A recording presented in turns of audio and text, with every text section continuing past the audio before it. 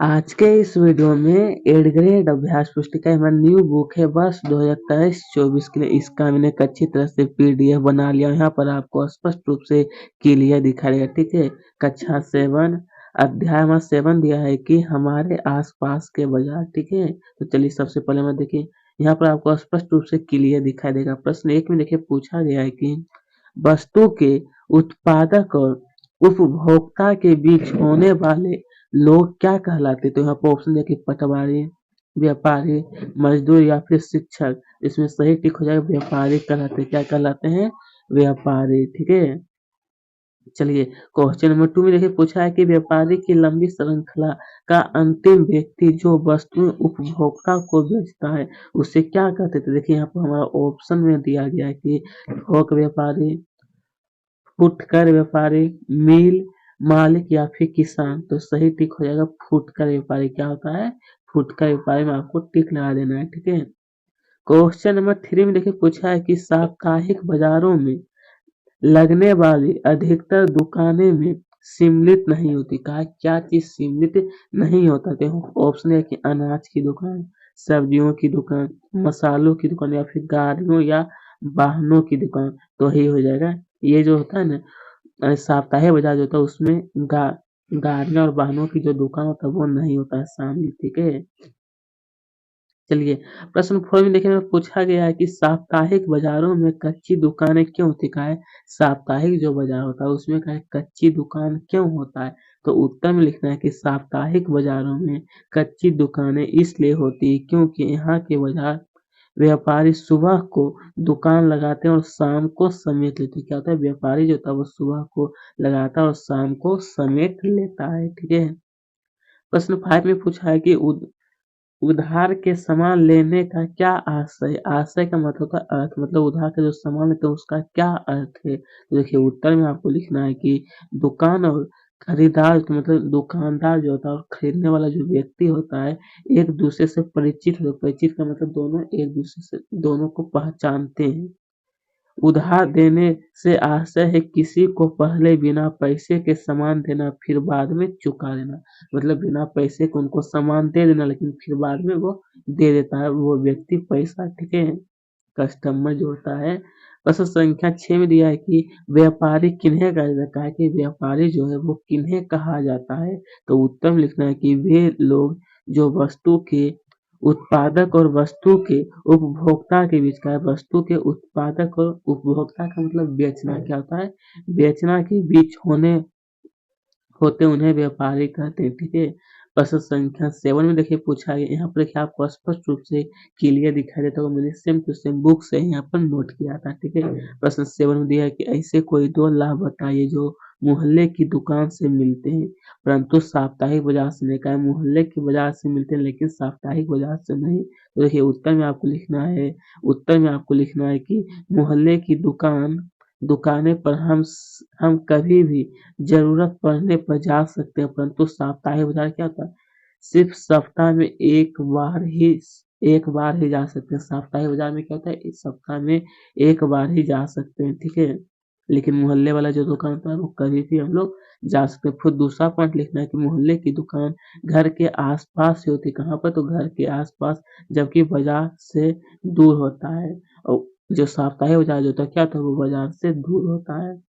प्रश्न संख्या देखिए प्रश्न संख्या 8 में दिया है कि थोक व्यापारी तथा खुदरा व्यापारी में अंतर का आपको बताने के लिए। इसमें थोक व्यापारी और खुदरा व्यापारी में। तो चलिए इसका उत्तर में आपको लिखना है इस तरह से कि जो व्यापारी अधिक मात्रा में सामान को बेचता है, अधिक मात्रा में जो बेचता है वह थोक व्यापारी कहलाता है। क्या कहलाता है? तो थोक व्यापारी मतलब क्या होता है? जो बहुत ज्यादा सामान बेचता है उसको थोक व्यापारी कहते हैं।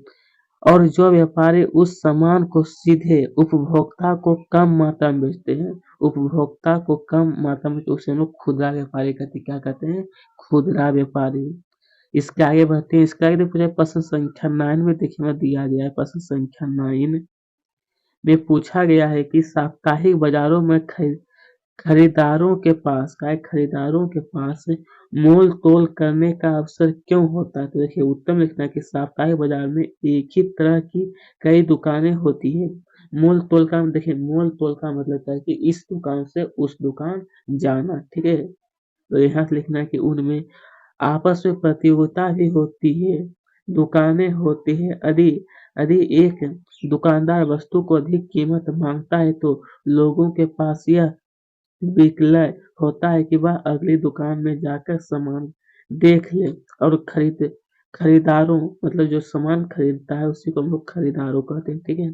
खरीदारों के पास अवसर भी होता है कि वह मोल तोल कर सके, बस इतना आपको नोट कर लेना है, ठीक है। तो चलिए दोस्तों, अब हम लोग आगे बढ़ते हैं। यहाँ तक आपको स्पष्ट रूप से नोट कर लिए होंगे अपने बुक में। प्रश्न संख्या 10 में देखिए पूछा है कि किसी एक उदाहरण से समझाइए कि खरीदना बेचना बाजार के अलावा अन्य स्थानों में भी हो सकता है। कहा एक उदाहरण से आपको समझाने के लिए खरीदना बेचना जो है बाजार के अलावा और दूसरा स्थान हो सकता है। तो देखिए उत्तर लिखना है कि अब तो सामान खरीदने के लिए बाजार जाना आवश्यक नहीं होता। कहा है क्योंकि अब तो हर तरह के सामान के लिए फ़ोन या इंटरनेट पर भी ऑर्डर दिए जाते हैं। क्या होता है? फ़ोन पर भी ऑर्डर दिए जाते हैं जिसके कारण हमारा सामान आ जाता है। मतलब हमको बाज़ार भी जाने की आवश्यकता नहीं होती है। चलिए अब इसके आगे बढ़ते हैं। इसका आगे पूछा प्रश्न संख्या 11वां प्रश्न है कि साप्ताहिक बाज़ारों से सामान खरीदना शॉपिंग कॉम्प्लेक्स या मॉल की अपेक्षा सस्ता क्यों होता है? देखिए साप्ताहिक बाजार होता है, एक साप्ताहिक बाजार होता है, एक क्या होता है मॉल। तो मॉल में क्या होता है कि जो वस्तु आप खरीदते हैं वो थोड़ा-सा महँग में खरीदता है, मतलब ज़्यादा पैसा आपको लिया जाता है। तो इसका कारण आपको लिखना है कि साप्ताहिक बाजार में सामान खरीदना शॉपिंग कॉम्प्लेक्स की अपेक्षा सस्ता होता है। कहाँ पर? तो साप्ताहिक बाजार में। क्योंकि वहाँ के दुकानदारों को अपनी दुकान के किसी भी प्रकार के खर्च नहीं जोड़ना होते और ना ही दुकान का किराया देना होता। वह सामान तो वह सामान को अपने घरों में ही जमा कर रखते हैं। कहाँ पर? तो अपने घरों में जमा कर रखते हैं, इसलिए उनको ज़्यादा खर्चा नहीं होता, वो कम कीमत पर सामान बेच देते हैं। लेकिन शॉपिंग में क्या होता है वहाँ पर ज़्यादा पैसा लिया जाता है। चलिए अब इसके आगे प्रश्न संख्या 12वां प्रश्न है कि इंटरनेट से सामान खरीदना जिसको कहते हैं कि ऑनलाइन खरीदना कैसे होता है? इसके मुख्य का है आपको चरण लिखने के लिए इसका मुख्य चरण क्या है? तो उत्तर लिखना है कि इसके मुख्य चरण निम्न है। इसमें पहला पॉइंट आपको लिखना है कि व्यवसाय पर जाकर सामान को चुनते हैं, मतलब कि मोबाइल मोबाइल को सबसे पहले ओपन करने के बाद फिर उसमें देखते हैं कौन-सा वस्तु अच्छा है, ठीक है? फिर लिखना है कि फिर उसे ऑर्डर किया जाता है, फिर सामान का भुगतान हाल ही कर दिया जाता है, मतलब जितना उसका कीमत होता है उसको चुकाना पड़ता है, ठीक है? चलिए इसका आगे पूछा प्रश्न संख्या 13वां प्रश्न है कि नीचे दिए गए शब्द श्रृंखला को समझें। देखिए आपके बुक में इस तरह से शब्द दिया गया है, ठीक है? इसको क्या है आपको श्रृंखला के द्वारा समझाने के लिए, ठीक है? तो चलिए इसका उत्तर आपको लिखना है कि कच्चे माल को फैक्ट्री में उत्पाद के रूप में बदल दिया जाता है, मतलब कि किसान जो था वो क्या था वो फैक्ट्री के पास देता है, ठीक है? फिर उसे अधिक मात्रा में थोक व्यापारी खरीद लेते हैं। फिर लिखना है कि और उनसे खुदरा व्यापारी उस उत्पाद को खरीद लेते हैं। क्या होता है सबसे पहले कच्चा माल जो होता है वो फैक्ट्री में जाता है, फिर वहाँ से वस्तु का उत्पादन होता है, फिर क्या होता है वो उसे थोक व्यापारी खरीदते हैं, थोक व्यापारी के पास खुदरा व्यापारी के पास जाता है, फिर उस उत्पाद को कम मात्रा में उपभोक्ता को बेचते हैं। उपभोक्ता का मतलब जो उनको उपयोग करते हैं उसके पास। तो दोस्तों यहीं पे इसका क्वेश्चन आंसर समाप्त। अगर आपको अच्छी लगी चैनल को जरूर सब्सक्राइब करें, साथ ही वीडियो को लाइक। आपका बहुत बहुत धन्यवाद।